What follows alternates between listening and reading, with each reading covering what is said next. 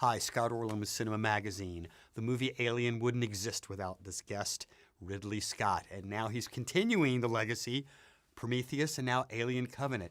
How interesting creatively is it for you to be able to go back almost 40 years later and explore something that you did back then? You know, it's like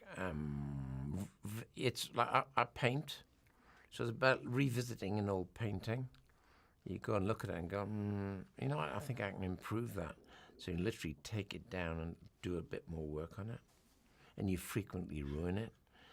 But so yeah, Alien, I sat and more mused about the fact that, you know, no one asked the question on either Jim's or David or French directors' films that followed Alien. Who was the spaceship? Who was the pilot? What was the cargo? For what reason was the cargo designed? And who would that come from? And so I thought I could go back and we can resurrect Alien, because by then it was dead. I thought he was done and cooked in the oven with an orange in his mouth. And when we did Prometheus, out of Prometheus I got something interesting in that it was very successful, but there was a question about it. They wanted it back. And so I thought, well, we're going to follow through with Covenant anyway, so within that design, because, you know, writing a screenplay like this is a kind of design, it's a geometry. It's like music. Music's geometry, in a way. Mathematics, right? Repetition, yeah, whatever. And Covenant would actually engage in that idea of how it came about and how it came. It would answer the question from the first one. I have to tell you, Ridley, though, I mean, I remember the exact moment where I was when I first saw Alien. Sadly, it was on TV after it wasn't in a theater, but how terrifying it was for me during certain sequences, especially when the alien appears. Yeah. To be able to manipulate an audience like that and instill fear in somebody, how difficult is it when you're presenting the same character now in this alien creature to make him as scary and as intense? That's what's hard. It's always hard to do that. And so you've always got that in your mind of how am I going to show, rather than a quick, cheap shock, which is like over and gone and easy.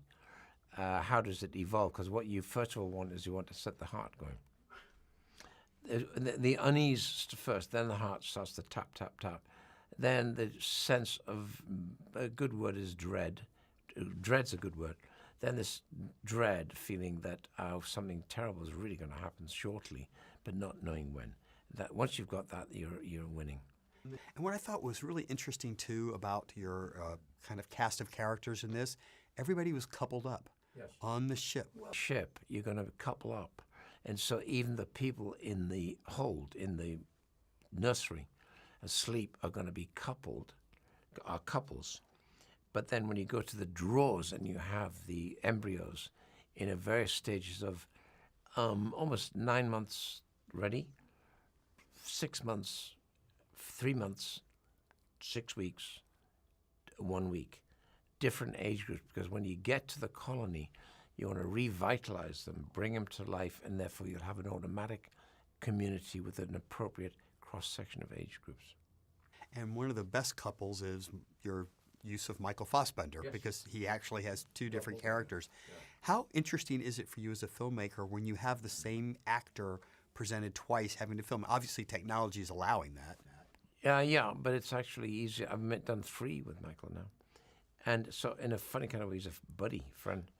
And by doing that, it becomes easier, because the discussion is much more immediately open, and like it, don't like it, why, because, blah, blah, blah. So the exchange is much faster in terms of the decisions that are made as to how we're going to do it.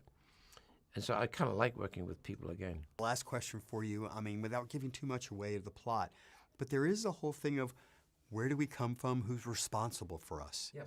How much do you want topics like that to be fodder of conversation for people?